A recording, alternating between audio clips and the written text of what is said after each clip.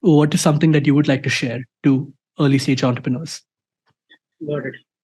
Uh, so one thing for me and that I want to share with all the entrepreneurs out there is the entire bet is on founders, right?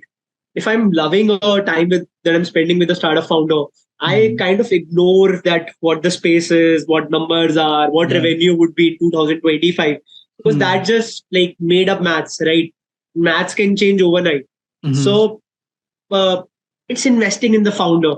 So like go out there and like grind and hustle, right? When I say hustle, learn about the industry you are in, talk to founders, learn from their experiences. What are some of the qualities that you look at? Like when you're mentioning about startup founders, like what are some of the qualities that you see? Okay, this is someone that I like.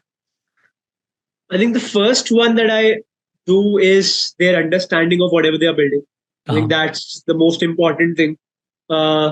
Second for me is team building. Even before I would say most of things, team building comes in, because even let's say you are the best of knowledge, you have an IQ of let's say 110, or not even more than that, right? But if you can't build a team out there, you can't build a startup, right? So how do you build a team? How do you set the culture? Because we are talking just about retention, right? So how do you set the culture? How do you retain your people?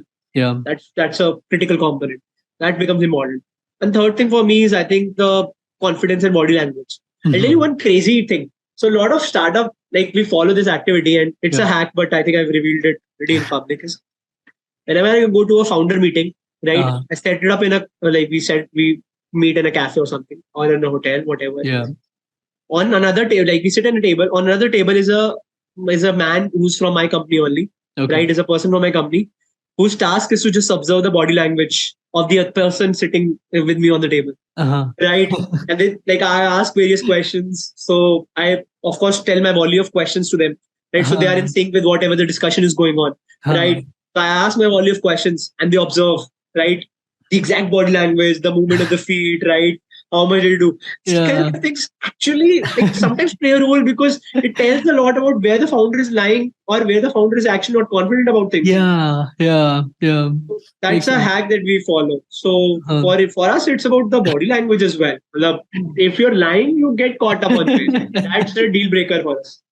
Yeah, and like most of the now that you've revealed it in this, and I'm sure like in other places, like people come prepared. Have you seen that happen? They're like, someone's going to be sitting over here or here. After I think I revealed it in one of the podcasts earlier, a founder came to me and like check the entire room. Are you with us? Are you with us? Are you with us? Are you with us? So it's kind of funny. But yeah, now of course they have a lot of course, with this content coming through, they have a lot of information about how investors look at companies. So they do come prepared. But I think we have to level up our game as well. Exactly. So we have to come up with new challenges every time. Yeah. I'm not going to reveal the new challenge that we have. No, of course. And what are some of your 3 key learnings that you've had in your journey that you would like to share to startup founders? Great. I think one is be very original. Like don't, for the sake of investments, don't try to be something which you aren't, right? Don't fake it till make it, because that gets easily caught with investors, right? Be original. Even if it's not working out, tell us, right? That's one thing. Take the help. Sometimes investors help you. People think that investors are just like banks, right? They want their money back. It's not like that. We want to work with the founders. That's why we are investing in. Yeah. That's one thing. I think second thing is, prevention is better than cure, right? Except that, okay, this will not work out, and be like quick to say no to that, rather than waiting and hoping that this will work out, because not only capital is involved, but the whole genesis, or let's say the whole structure of the company changes once a bad decision is taken. Right? And we've seen great companies with great capital getting shut.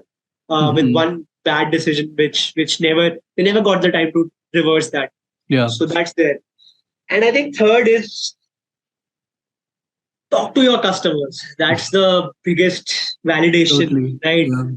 Whatever a VC is telling you is good, but a VC does not pay you for your products or does not add to your revenue. Right. Exactly. Yeah. Right. So whatever customer is telling you, that is like God thing, right? We are building it for them. Yeah. Right. You're building it with our money, but for them. So essentially you have to hear what they are telling, not we are telling every time. Right? Totally. So focus on your customers, spend time with them. Yes, exactly. Like, I mean, it's not just validation, but you get to like understand so much about like your, like what you might be thinking, acha, like I am doing this, but then your customer might be thinking in a completely different way.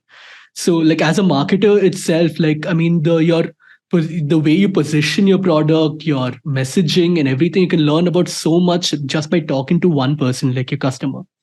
Absolutely. There's a reason we say that customer is the king, right? Yeah. That's a quote that that has stood the test of time, right?